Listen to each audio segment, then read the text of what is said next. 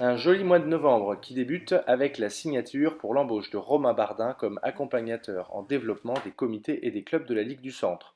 Ce 3 novembre fut l'occasion également d'accueillir le maire de Salbris et son adjoint en charge de la communication pour venir visiter le siège de la Ligue et faire connaître ce lieu aux Salbrisiens. Le vendredi 7 novembre, le président du conseil régional, M. Bonneau, a remis les clés du véhicule hybride financé à 70% par l'institution.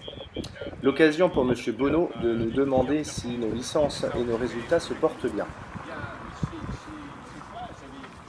La Ligue du Centre était la première à avoir fait cette demande auprès du conseil régional, qui était ravi et qui nous a bien accueillis pour nous remettre les clés de ce nouveau véhicule. Novembre, c'est le mois de la détection départementale, avec l'Open moins de 10 ans et les journées départementales de détection dans les comités. Un bon cru 2014, avec de nouveaux clubs, mais tout de même un petit peu moins de participants que les 2 dernières années. Rendez-vous maintenant pour les meilleurs profils au top régional de détection le 7 février prochain. Lilian Bardet en équipe de France, il faut s'y habituer. Et ce mois-ci, il remporte 2 médailles d'argent en Slovaquie par équipe et en double avec son compère d'entraînement à Nantes, Léo de Nordrest. Félicitations.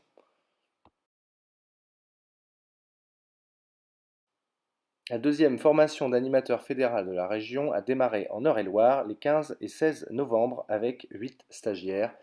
C'est parti pour aller aider et encadrer dans son club. Le top 10 européen a animé le début du mois d'octobre et il était temps de remercier tous les bénévoles qui ont œuvré à la réussite de cette manifestation.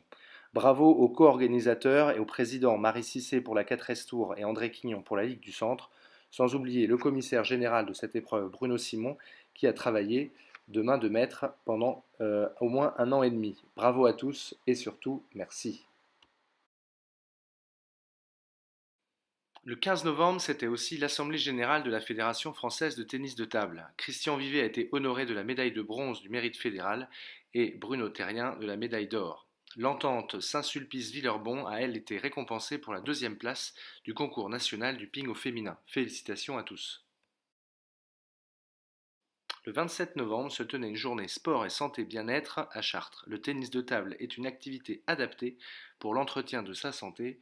Il faut y penser. La fédération s'y met et Romain Bardin, ici, teste les ateliers de diagnostic de la forme. Chez les pros, cette mois-ci, c'est Chartres qui s'illustre en prenant seul les commandes de la Pro A et qui s'est remis en course pour la qualification en quart de finale de la Ligue des Champions en battant notamment Brême le 28 novembre 3-0 à Chartres. On clôturera ce Magazine Centre avec le 2e tour du Critérium fédéral qui s'est déroulé les 29 et 30 novembre.